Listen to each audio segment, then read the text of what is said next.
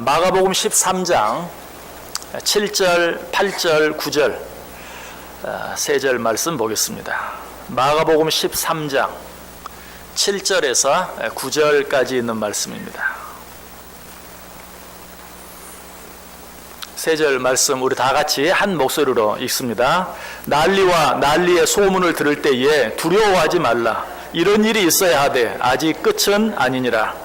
민족이 민족을, 나라가 나라를 대적하여 일어나겠고 곳곳에 지진이 있으며 기근이 있으리니 이는 재난의 시작이니라. 너희는 스스로 조심하라. 사람들이 너희를 공회에 넘겨주겠고 너희를 회당에서 매질하겠으며 나로 말미암아 너희가 권력자들과 임금들 앞에 서리니 이는 그들에게 증거가 되려 함이라. 아멘. 자, 우리 옆 사람들과 한번 인사합니다. 참 잘 오셨습니다. 큰 은혜 받으시기 바랍니다. 여러분들 정말 잘 오셨습니다. 오늘도 하나님의 큰 은혜가 여러분 모두 위에 넘치시기를 주님의 이름으로 간절히 축원합니다. 오늘 예배 시작하는데 너무 방이 추워서 좀 힘드셨죠? 손이 시렵네요. 보일러에 좀 문제가 있었는지 아무튼 죄송하고요. 좀 더 일찍 여러분 따뜻한 분위기에서 예배 드릴 수 있도록 좀 더 잘 살피도록 하겠습니다. 지난 수요일 포항에서 진도 5.4의 강진이 일어났습니다. 1년 전 작년 9월에도 역시 같은 경주에서 진도 5.8의 강진이 일어났죠. 그냥 진도 상으로만 따지면 이번 지진이 지난번 지진보다 조금 더 약한데 실제적으로는 이번 지진이 일어난 지점이 지난번 경주 지진보다 훨씬 더 얕은 곳에서 일어나서 실제적인 충격이나 느끼는 그런 강도가 훨씬 더 강했다고 그래요. 무엇보다 이 지진으로 말미암아 우리가 놀랄 수밖에 없는 것은 이제 이 나라가 더 이상 지진 안전지대가 아니라는 것이죠. 물론 작년에 경주 지진이 일어났을 때도 이 나라도 더 이상 지진 안전지대가 아니구나 하는 거 생각했어요. 그러나 거의 같은 지점에서 또 한 번 일어난 이 지진으로 말미암아서 이 사실이 더욱더 분명해지고 확실해졌어요. 이것이 우리를 염려하게 만들고 두려워지게 만드는 것이 사실입니다. 사실 우리나라에서 일어난 지진뿐만 아니고 지금 최근 들어 세계 여러 곳에서 정말 우리나라에서 일어난 지진보다도 훨씬 더 강력한 그런 지진들이 계속해서 일어난 것들 우리는 뉴스와 소식들을 통해서 너무나 잘 알고 있어요. 바로 지난 9월 19일에 진도 7.1의 지진이 멕시코에서 일어났었죠. 그러니까 포항 지진이 일어나기 정확히 3일 전이었어요. 2달 전이었어요. 그리고 또 한 번 포항 지진이 일어나기 3일 전에는 이란과 이라크 국경지대에서 진도 7.3의 우리가 느낀 이번에 경험한 그런 지진과는 비교할 수 없는 그런 지진이죠. 저는 이렇게 5.4, 5.1, 7.1 그러면 5.3보다는 5.4가 조금 더 그런데 그게 아니라고 또 하는 것을 이번에서 알게 되었는데 진도 5점대와 진도 7점대는 비교할 수도 없을 만큼 엄청난 몇 배나 차이가 있는 그런 지진이라고 해요. 아무튼 우리나라에서 일어난 지진이 이렇게 3일 전에 일어난 이란 이라크 국경에서 일어난 그 지진은 올해 최악의 지진으로 사망자만 1만 명에 이르는 것으로 알고 있어요. 다행히도 이번 포항 지진으로 말미암아서는 사망자는 한 사람도 발생하지 않은 걸로 알고 있습니다. 얼마나 다행한 일인지 몰라요. 아마 멕시코 지진을 경험한 사람들이나 이란과 이라크에서 지진을 경험한 사람들은 우리나라에서 일어난 지진을 보면서 또 소식을 들으면서 그게 무슨 지진이라고 말할지도 모르겠어요. 그러나 우리에게는 어때요? 멕시코에서 일어난 그 지진보다 이란이나 이라크에서 일어난 그 지진보다 우리나라에서 일어난 지진이 훨씬 더 충격이 커요. 왜? 우리나라에서 일어났기 때문에. 우리가 살고 있는 이 땅에서 일어났기 때문에 더더욱 세계적으로 지진 안전지대로 알려졌던 땅에서 일어난 지진이기 때문에 오늘 우리에게는 물론이고 다른 사람들에게도 더 큰 충격이 있을 수 있는 것이 무엇보다도 아까 말씀드렸던 것처럼 거의 같은 지역에서 또 한 번 일어난 이 지진으로 말미암아서 이제 더 이상 우리가 지진에 대해서 지진 안전지대로 생각할 수 없다는 그것, 또 작년에 일어났던 그 지진이 우연히 일어났겠지라고 우연으로 돌려볼 수 없다는 그 사실이 우리를 더 두렵게 만드는 것이. 여러분, 이런 일들을 바라보면서 저는 오늘 본문이 생각이 났어요. 여러분들도 아마 생각이 났을 거예요. 자, 오늘 본문 7절과 8절이 뭐라고 말합니까? 난리와 난리의 소문을 들을 때에 두려워하지 말라. 이런 일이 있어야 하되 아직 끝은 아니니라. 민족이 민족을, 나라가 나라를 대적하여 일어나겠고 곳곳에 지진이 있으며 기근이 있으리니 이는 재난의 시작이니라. 뭐 지진은 항상 있었어요. 그러나 분명한 것은 최근 들어 이 지진이 너무나 자주, 너무나 강력하게 세계 여러 곳에서, 아니 지진 안전지대라고 여겼던 땅에서까지도 일어나고 있는 것을 우리는 보게 돼요. 우리에게는 이 일이 갑작스러울지 모르지만 하나님께서는 이미 이 일들을 알고 계셨어요. 그리고 이 일들에 대해서 오늘 본문이 언제 기록되어졌죠? 2000여 년 전에 벌써 예언하고 있는 것을 보게 돼요. 자, 그런데 이런 말씀을 주시면서 제일 먼저 하시는 말씀은 무엇입니까? 그러나 두려워하지는 말라라고 말해주고 있어요. 7절 다시 보세요. 난리와 난리의 소문을 들을 때에 두려워하지 말라. 역시 우리 하나님은 사랑과 긍휼이 풍성하신 분이세요. 우리 하나님은 정말 인자와 자비가 크시고 무한하신 분이신 것을 알게 돼요. 이런 여러 가지 말세의 징조들을 우리에게 주시면서도 그러나 너희는 너무 두려워하지 말라라고 말씀하고 있어요. 하나님께서 이렇게 말씀하시는 이유가 무엇입니까? 7절 뒷부분에 나오죠. 이런 일이 있어야 하되 아직 끝은 아니니라. 아직 끝은 아니기 때문에. 자, 그렇다면 방심하고 있어도 된다는 이야기입니까? 아니, 아직 끝은 아니다라는 말은 끝이 가까워 오고 있다. 아직 끝은 아니지만, 지금 일어난 이 난리와 난리, 이 지진과 지진이 끝은 아니지만, 분명히 그 앞에 뭐라고 말하고 있어요? 아직 끝은 아니지만 그 끝이 다가오고 있다. 분명한 것은 경주 지진 때보다 이번 지진으로 말미암아서 그 끝이 1년 2개월 정도 더 가까워진 것, 이것은 부인할 수 없어요. 그 끝이 언제인지는 아무도 알지 못해요. 마지막 날이 언제인지 우리는 아무도 알지 못해요. 성경이 뭐라고 말합니까? 그날은 아무도 알지 못한다. 그러나 우리가 알고 있는 것은 뭐예요? 어느 날 갑자기 그 일들이 일어나게 된다. 아직 끝은 아니다. 그러나 끝은 있다.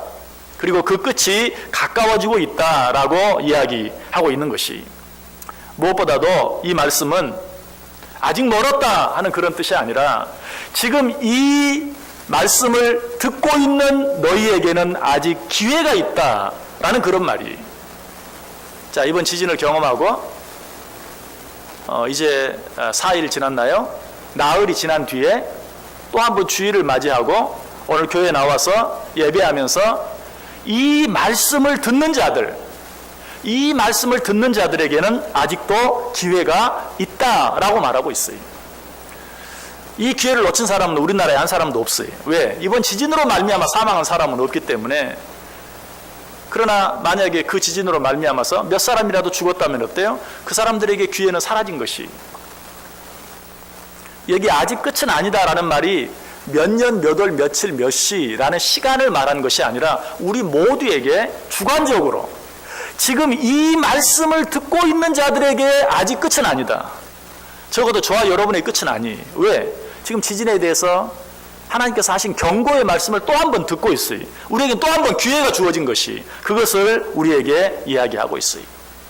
그러나 오늘 이 말씀을 들으면서 어때요? 그저 안도의 한숨만 내쉴 것이 아니라 그 끝이 점점 더 가까워오고 있다는 것, 그리고 아직 끝은 아니지만 그 끝이 언제인지 어느 날 갑자기 우리 가운데 찾아올 수 있다는 사실을 우리가 기억해야 돼요. 요한계시록 1장 3절이 말합니다. 이 예언의 말씀을 읽는 자와 듣는 자와 그 가운데 기록한 것을 지키는 자는 복이 있나니 때가 가까움이라. 자, 이 예언의 말씀, 나라가 나라를 대적하고 민족이 민족을 대적할 것이다. 난리와 난리의 소문을 듣게 될 것이고 정말 처처의 기근과 지진이 일어나게 될 것이다. 라는 이 예언의 말씀을 읽는 자와 듣는 자는 복이 있다. 왜? 그날이 가까워 오고 있는데 이런 경고를 다시 한번 너희가 보고 들을 수 있다는 것. 이것은 하나님께서 너희에게 허락하신 복이다라고 이야기하고 있어요. 여러분, 이처럼 마지막 때가 점점 더 가까운 것이 사실이라면 우리는 어떻게 해야 합니까? 로마서 13장 11절에 말해요. 또한 너희가 이 시기를 알거니와 자다가 깰 때가 벌써 되었으니 이는 이제 우리의 구원이 처음 믿을 때보다 가까웠음이니라. 자, 우리가 예수를 믿게 된 시점이 다 달라요. 그러나 우리 모두의 공통적인 사실은 무엇이라고요? 이제 예수님께서 예언하신 이 마지막 때가 우리 모두에게 점점 더 가까워 오고 있다는 사실, 아니 이미 가까워졌다는 사실, 이 사실 앞에서 우리는 어떻게 해야 한다? 자고 있을 것이 아니라 깨어 있어야 한다라고 말하고 있어요. 여러분, 깨어 있는다는 것은 무엇을 말합니까? 깨어 있는다는 것은 다른 것이 아니라 우리들에게 주어지는 경고들에 귀를 기울여 들을 수 있어야 한다라는 것이, 자는 사람은 경고를 들을 수가 없죠. 깨어 있는 사람만이 경고를 들을 수 있어요. 이번 포항 지진도 모든 사람이 깨어있는 낮에 일어났어요. 그래서 그 피해가 훨씬 더 적을 수 있었어요. 또 이번에는 정말 재난 문자도 아주 빨리, 이 지진에 대한 경고도 빨리 주어졌죠. 저도 이번에 지진에 그 흔들리는 것을 아주 분명하게 느꼈어요. 제가 교회 사무실에 있었는데 재난 문자가 울리더라고요. 무슨 재난 문자지 하고 보고 있는데 흔들흔들 하는 게 의자에 가만히 있으니까 활동하는 분들은 아마 몰랐을 거예요. 정말 느껴졌어요. 얼마나 리얼하게 느껴졌는지 몰라요. 어쨌든 그 진동을 느끼기 전에 재난 문자가 왔어요. 그러면서 저는 느꼈어요. 많이 좋아졌구나. 지난번은 뭐 재난 문자가 늦었느니 뭐 여러 가지 말이 있었는데 어쨌든 1년이 지난 뒤에 또 한 번 이런 일들을 겪으면서 나름대로 많이 준비가 되어졌구나, 훈련이 잘 되어졌구나 하는 것을 보았어요. 바로 이것이 지난번에 일어난 두 번째 지진으로 말미암아서 우리가 어쨌든 어떤 지진에 대해서 나름대로 대비하고 훈련하고 교육시키고 한 것이 어쩌면 이번 피해를 그만큼 줄일 수 있는 그런 기회가 되었던 것이 분명한 사실이. 만약 그러지 못했다면 뭐 이번 지진은 그렇게 심한 지진은 아니었기 때문에 혹 몰라도 그보다 훨씬 더 정말 건물이 무너져 내리는 그런 일들이 발생한다면 그 피해는 엄청날 것이, 그 재앙은 우리에게 정말 엄청난 재앙이 되고 말 것이, 바로 이걸 이야기. 지금은 자고 있을 때가 아니다. 자고 있을 때가 아니라 깨어 있어야 한다. 깨어서 너희들에게 주어지는 경고들을 바라보아라. 너희들에게 주어지는 경고의 말씀들에 귀를 기울이라 라고 이야기하고 있어요. 왜 그래야 하죠? 우리는 그때가 언제인지 알지 못하기 때문에. 또 이번에 지진에 대해서 알게 된 것은 과학이 이렇게 발달했다는데 좀 지진이 일어나기, 아니 아무리 빨라도 뭐 몇십 초 만에 지진에 대한 경고가 일어난다 할지라도 언제 그 사이에 우리가 뭘 할 수 있겠는가? 뭐 1시간 전에는 좀 안 되나? 아니 뭐 한 10분 전에, 아니 5분 전에라도 안 되나? 이런 생각이 들었어요. 그런데 지진은 그렇게 예측하기가 거의 불가능하대. 모르겠어요. 과학이 더 발달하면 어떻게 될지. 그러나 지금으로서는 이처럼 과학이 발달한 상태에서도 단 1분 전이라도 그것을 예측할 수 있는 방법이 없다는 거예요. 참 무서운 것이죠. 저는 이 사실을 보면서도 하나님이 왜 말세의 어떤 징조로 지진을 허락하셨는가 하는 생각을 한번 해보게 되었어요. 여러 가지 뭐 비가 많이 올 것이라든가 이런 것들은 나름대로 다 지금은 경보가 돼요. 그러나 아직도 지진에 대해서만큼은 단 1분 전에도 경고하기가 쉽지 않다는 사실을 보면서 왜 하나님이 말세의 징조 가운데 하나로 지진을 허락하셨을까? 왜? 무조건 깨어 있으라는, 어느 때 일어나더라도 준비된 자로 서 있으라는 그런 하나님의 음성이 아닐까 하는 그런 생각을 해보았어요. 어쨌든 이 지진의 때는 아무도 몰라요. 이 마지막 말세의 때는 아무도 알지 못해요. 마가복음 13장 32절에 그러나 그날과 그때는 아무도 모르나니 하늘에 있는 천사들도 아들도 모르고 아버지만 아시느니라. 그날은 천사들도 모른다. 아니 아들도 모른다. 오직 아버지 하나님만 아신다라고 이야기하고 있어요. 자, 그렇다면 그날이 언제인지 알지 못하지만 분명히 알고 있는 것, 그날이 점점 가까워 오고 있다는 사실, 이 사실은 분명히 알고 있는 우리들이 지금 마땅히 해야 할 일은 무엇입니까? 오늘 본문이 기록되어 있는 마가복음 13장 뒷부분 33절에 보면 주의하라 깨어있으라 그때가 언제인지 알지 못함이라. 똑같이 말씀하시고 있죠. 주의하라 깨어있으라. 왜? 알지 못하기 때문에. 알면 그렇게 뭐 깨어있을 필요 없어요. 그 시간에 맞춰서 조심하면 돼요. 그러나 그때가 언제인지 알지 못하기 때문에 너희는 계속해서 항상 주의하고 항상 깨어있으라 라고 이야기하고 있어요. 마치 지뢰밭을 걸어가는 사람처럼. 지뢰밭을 걸어가는 사람은 한 걸음 한 걸음을 주의해야 돼요. 괜찮겠지 하고 두세 발만 그냥 걸어도 여지없이 지뢰를 밟을 수밖에 없어요. 지뢰를 밟는 사람은 한 걸음 확인하고 한 걸음 가고 또 한 걸음 확인하고 또 한 걸음 가야 돼요. 너희는 마치 그러한 것처럼 주의하여 깨어있으라 라고 이야기하고 있어요. 자, 그런데 오늘 본문에서는 이 사실을 뭐라고 말하고 있죠? 9절 보시면 오늘 말씀의 제목처럼 스스로 조심하라. 스스로 조심하라. 다른 말로 하면 알아서 조심하라. 또 다른 말로 하면 너 자신을 위하여 조심하라 라고 이야기하고 있어요. 여러분, 스스로 조심하며 살아간다는 것은 구체적으로 어떻게 하는 것을 말합니까? 그저 뭐 길 갈 때도 차 조심, 뭐 또 불조심, 건강 조심, 뭐 이런 조심들 하며 살아가는 건 말합니까? 물론 우리가 일상생활하면서 그런 것들도 조심해야죠. 그러나 스스로 조심하라. 오늘 본문이 말하고 있는 이 조심의 의미는 우선순위를 분명히 하라는 겁니다. 자, 여러분 생각해 보세요. 오늘 저녁에 지진이 일어난다. 만약 우리가 그 사실을 알고 있다면, 오늘 저녁에 지진이 일어날지 혹 모른다 라는 사실을 우리가 어느 정도 예견하고 있다면 여러분 어떻게 하겠습니까? 내가 지금 뭐부터 해야 할 것인가? 그렇죠? 반드시 그걸 생각하게 돼 있어요. 뭐 꼭 지진이 아니라도 여러분, 오늘 저녁에 내 인생이 끝이 난다면 우리는 분명히 내가 지금 이 짧은 시간에 뭐부터 해야 할 것인가 생각하게 되겠죠.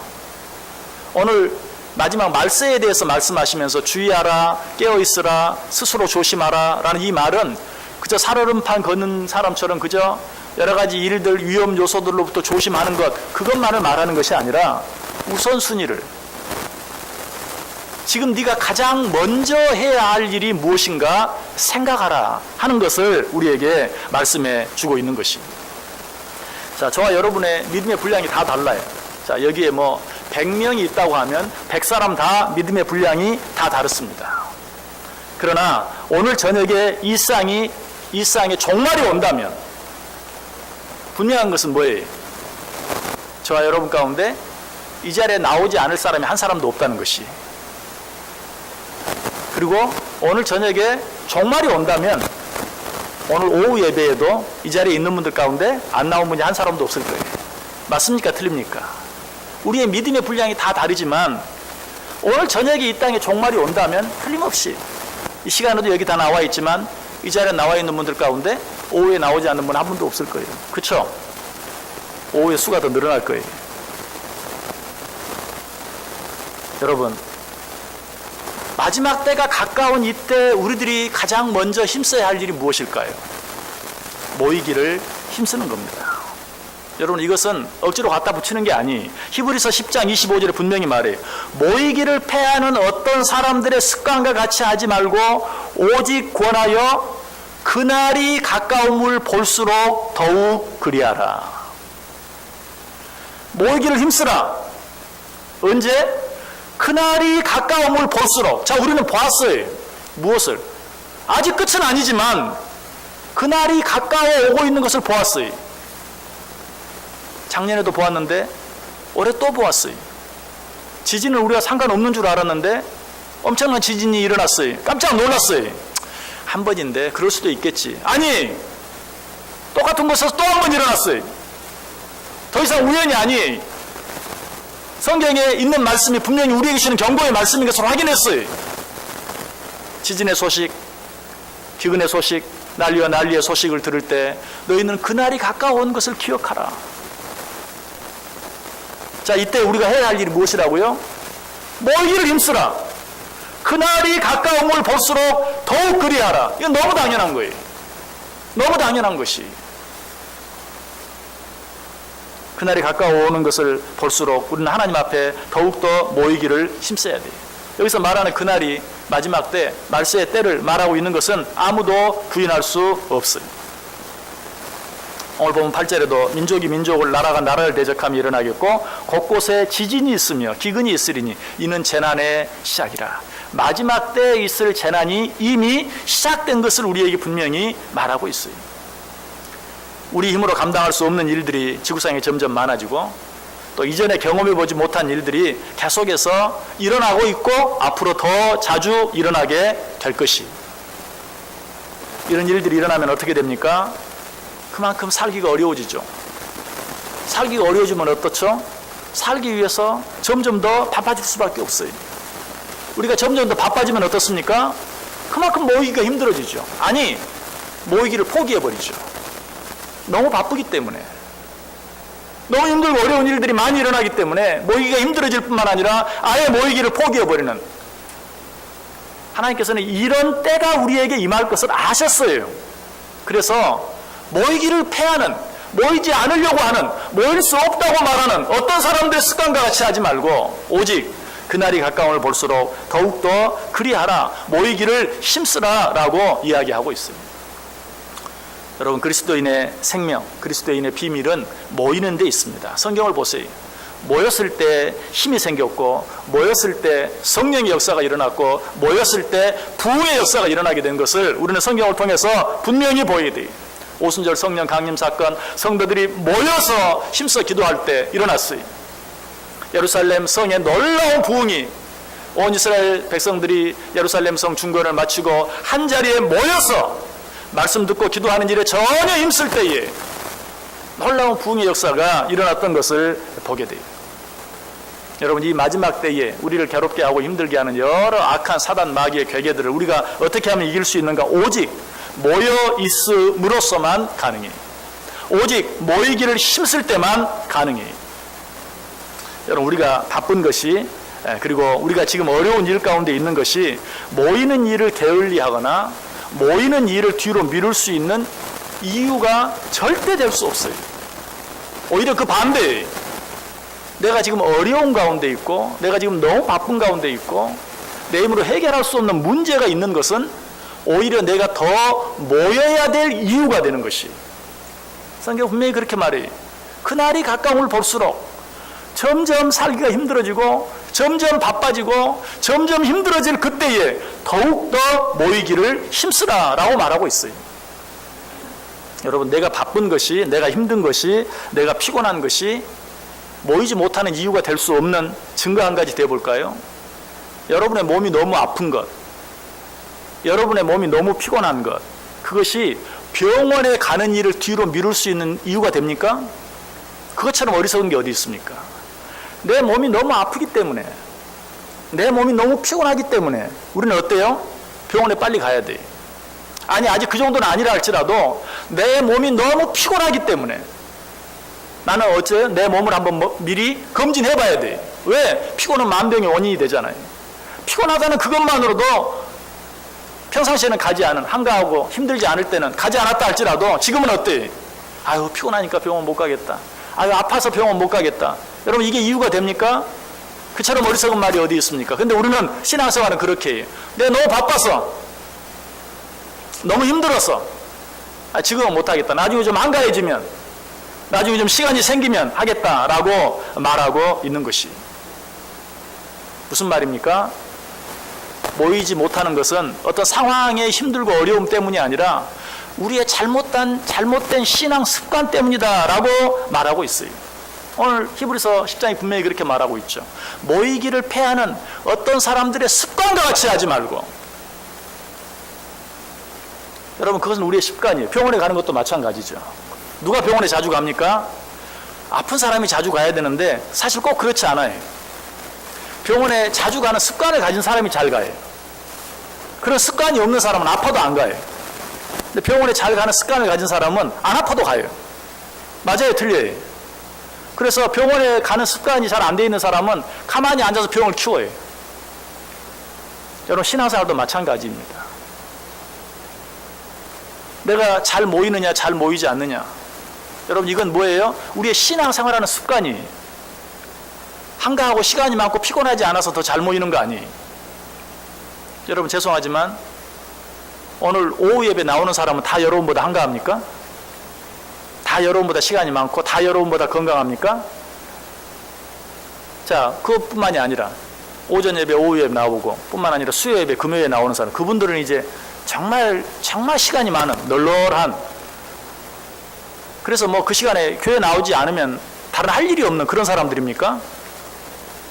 거기다가 새벽 예배까지 나오는 사람들은, 그 사람은 정말 하루 종일 집에서 잠자고 저녁에는 잠이 안 와서 새벽에는 그냥 자기도 모르게 눈이 번쩍 떠지는 거의 실직자, 백수들, 그런 사람만 나옵니까? 제가 보니까 그렇지 않아요. 새벽에 나오시는 분들 가운데도 하루 종일 단 한 번도 자리에 누울 수 없는 분들도 너무 많아요. 여러분, 우리가 자주 모이는 것이 뭐예요? 다 우리의 형편 따라, 시간 따라, 피곤함의 정도에 따라, 건강의 정도에 따라. 아니, 신앙생활하는 습관이, 하나님이 그래서 그렇게 말하는 거예요. 너희는 모이기를 패하는 어떤 사람들의 습관같이 하지 말고, 그런 잘못된 습관을 가지고 신앙생활 하지 말고 모이기를 힘쓰는 습관을 가져라. 아니, 힘들면 힘들수록 더 모이기를 힘쓰라 라고 말하고 있어요. 여러분 혹시 병원에 가셔서 왜 이렇게 늦게 오셨어요? 혹 이런 말 들어보신 분 계십니까? 여러분 참 그런 말 들으면 안타까운 거죠. 이미 너무 늦은 거예요. 그러면 어때요? 그때라도, 정말 그때라도 치료를 받고 수술을 받기 위해서 서둘러서 애를 써요. 근데 목사 입장에서도 정말 그렇게 말할 수밖에 없는 분들이 있어요. 왜 이렇게 늦게 오셨어요? 근데 목사는 그렇게 말하면 안 돼. 의사가 그렇게 말하면 놀래고 그래가지고 곧바로 무슨 대책을 강구하는데, 목사가 그렇게 말하면 교회로 옮겨버려. 참 힘들어요. 아마 의사들 가운데도 그런 사람이 혹이 있을지 몰라요. 당신 가능성 없어요, 늦어요, 그러면 병원을 옮겨버리니까 손님 하나라도 더 잡으려고 그냥 그 말 못하고, 뭐 잘 치료하면 될 것 같습니다, 적당히 뭐 약 좀 드시고 한번 치료해보죠, 이렇게 말하는 사람도 혹이 있을지 몰라요. 목사가 그래야 돼.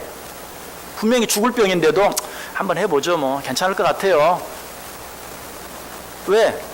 당신 너무 늦었어요.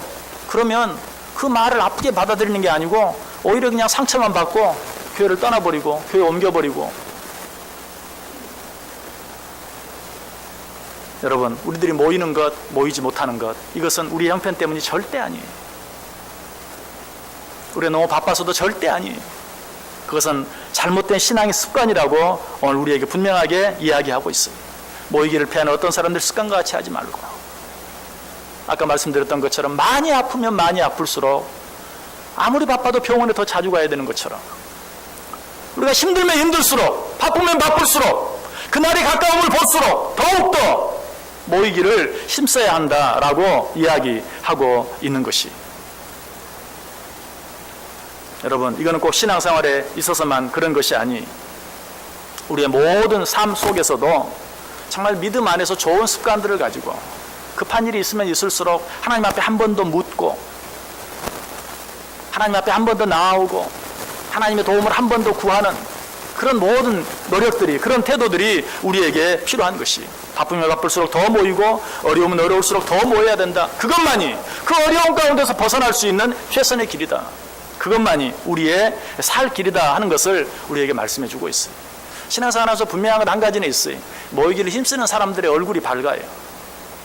그렇지 못한 사람들의 얼굴은 어두워요. 뭔지 모르게 그늘이 있어요. 정말 바쁘고 힘들고 어려운 가운데서도 모이기를 힘쓰는 자들의 얼굴은 밝고 소망이 있어요. 기쁨이 있어요. 어떻게 보면 정말 인간적으로는, 외적으로는 기뻐할 이유가 전혀 없는 것 같은데도 알지 못하는 기쁨이, 감사가 그들 속에 분명히 있는 것을 보게 돼요. 왜 그렇습니까? 우리가 함께 모일 때마다 하나님께서는 우리에게 힘을 주시고 위로를 주시고 은혜를 주시기 때문에 그래요. 물론 이렇게 말하면 아닌 것 같은데요. 교회 나오면 멀쩡하다가도 그냥 상처받고 힘들고 어려운 일도 많이 생기는데요. 그런 일도 있어요. 가끔 멀쩡한 사람이 병원에 갔다가 병원에 있는 병균에 감염이 돼가지고 어려움을 당하는 그런 일도 있어요. 그러나 그렇다고 해서 병원을 여러분이 가지 않는다면, 그렇다고 해서 여러분들이 병원을 피해버린다면, 그렇다고 해서 병원을 가서는 안 될 것으로 취급한다면, 그 사람은 더 큰 어려운 일을 만날 수밖에 없어요. 그러면 그럴수록 어때요? 더 조심하면서 더 자주 병원에 갈 수 있어야 돼요. 그러면 그럴수록 더 자주 모여야 돼요. 여러분, 우리 가운데 가장 문제가 많은 곳은 어디입니까? 자, 여러분이 다니는 뭐 학교, 직장, 교회, 그리고 가정. 여러분, 문제가 가장 많은 곳이 어디입니까? 여러분이 인식하고 있을지 모르지만 우리의 가정이 가장 문제가 많아요. 그걸 어떻게 증명할 수 있죠? 여러분이 가장 많이 싸우는 사람이 누구입니까? 여러분 남편 아닙니까? 여러분 아내 아닙니까? 그리고 여러분의 자녀들 아닙니까? 또 여러분의 부모들 아닙니까?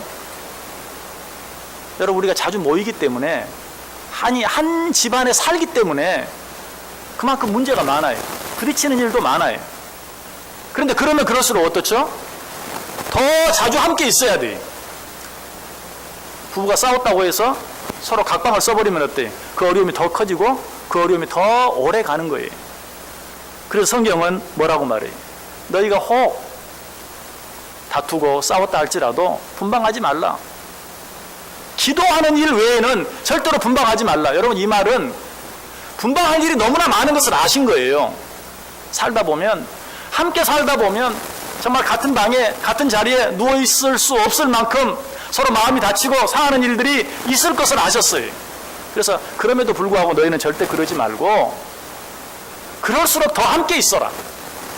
무슨 말이죠? 문제가 있을수록 더 함께 있으라. 또 어떤 말도 있죠? 해가 지도록 노를 품지 말라. 이 말은 어때요? 우리가 함께 있다 보면 분명히 다치고 서로를 아프게 하는 일이 있지만, 그러나 그것도 또 같이 함으로 말미암아서 그 문제를 빨리 풀어라 라고 이야기하고 있어요. 여러분, 교회도 마찬가지. 여러분, 내가 내 남편, 내 아내를 어떻게 고릅니까? 일생에 가장 중요한 일인 줄 알고, 나 혼자만 그런가요? 부모까지 동원돼가지고 내 아들의 며느리, 내 딸의 사위, 정말 온 가족이 해서 신중에 신중을 기하고 그래서 선택합니다. 그렇게 한 사람들도 얼마나 많은 문제가 있고 얼마나 많은 다툼이 있는지. 하물며 저와 여러분 어떻습니까? 사실 죄송하지만 오다 가다 만난 사람들이잖아요. 여러분 가운데 여기 교회에 지나가다 여기 교회 있네, 나 여기 한번 가볼까? 그러다 오신 분도 있잖아요. 이쪽으로 이사 와가지고 어느 교회 갈까? 다니다가 이 교회 오셔서 이렇게 함께 성도되고 함께 교인돼서 신앙생활 하는 사람도 있잖아요. 일생일 때 가장 중요한 일이라고 생각하고 선택한 배우자 사이에도 문제가 있는데 오다 가다 만난 우리 가운데 왜 문제가 없겠어요? 왜 어려움이 없겠어요? 왜 서로 다치고 상처받는 일이 없겠어요? 여러분, 제가 언젠가 한번 여러분에게 물어보았었는데 한 번 더 물어보겠습니다. 여러분, 이 세상에서 여러분을 가장 사랑하는 사람이 누구입니까? 여러분 부모? 여러분 남편, 여러분 아내는 절대 아니죠. 예. 자, 여러분의 부모? 아닙니다. 지금 여러분 옆에 있는 사람들이에요. 지금 여러분 옆에 있는 사람. 왜? 여러분의 부모들은요, 여러분 사랑하려고 애쓰지 않아요. 좀 안 사랑했으면 좋겠는데 그냥 사랑이 되는 거야. 그래서 어쩔 때는 힘들어. 아유, 그냥 내가 저걸 그냥 사랑 안 하려고 해도 사랑이 되는, 그래 사랑할 뿐이에요. 그런데 여러분 옆에 있는 분은 어때? 진짜 사랑할 수가 없는데 그래도 사랑해야지. 오늘도 내가 한 번 더 참아야지. 그런 마음으로 지금 여러분 옆에 있는 거예요. 여러분 옆에 있는 분들이 그런 마음 갖고 있어요. 사랑하자. 정말 사랑하자. 이해하자. 용서하자. 여러분 대단한 사랑을 갖고 있어요.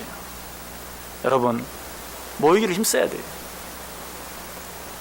바쁘면 바쁠수록, 힘들면 힘들수록, 아니 고슴도치처럼 가까이 하면 가까이 할수록 자꾸 다치고 찔린다 할지라도 그럴수록 더 함께 해야 돼요. 그러지 아니하면 문제는 더 커지게 되고, 이 마지막 때에 우리가 알지 못하는 때에 닥쳐오는 그 때를 우리가 준비할 수 없게 돼요. 그래서 성경은 오늘 우리에게 말해요. 모이기를 패하는 어떤 사람들의 습관과 같이 하지 말고 오직 그날이 가까움을 볼수록 더욱 그리하라. 요즘에 혼자 사는 사람들이 점점 많아져요. 이제 혼밥족, 혼자 밥을 먹는 사람들, 혼자 술을 마시는 사람들이 다 혼자. 왜? 결혼도 안 하려고 하는 이유가 무엇입니까? 혼자 살아보니까 둘이 사는 것도 힘들어요.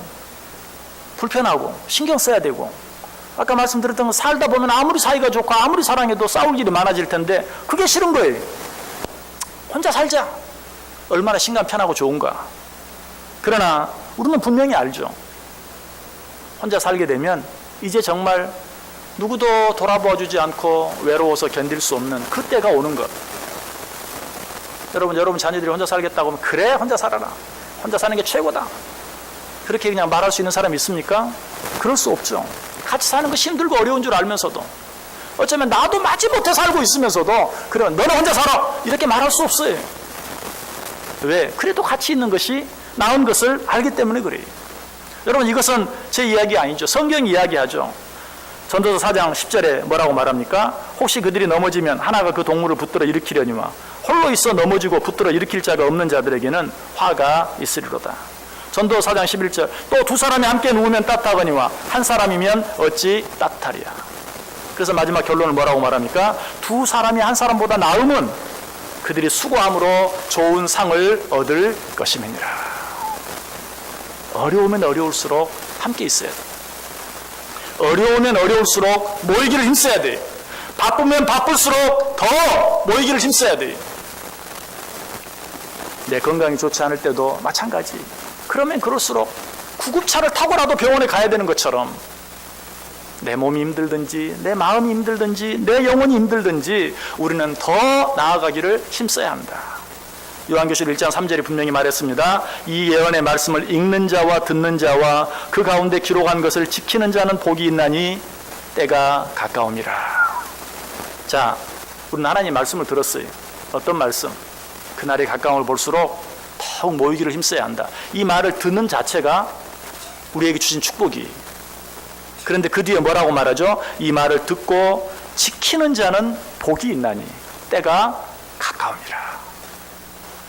경주 지진, 포항 지진 경험한 그 자체, 그 일로 인하여 우리가 또 한 번 마지막 때에 대한 하나님의 말씀을 들을 수 있는 그 자체가 복이에요. 그 축복이 우리에게 주어졌어요. 그런데 거기서 끝나지 아니하고 이 말을 듣고 지키는 자는 더 복이 있다. 이 복이 저와 여러분의 복이 될 수 있기를 주님의 이름으로 간절히 축원합니다. 기도하겠습니다.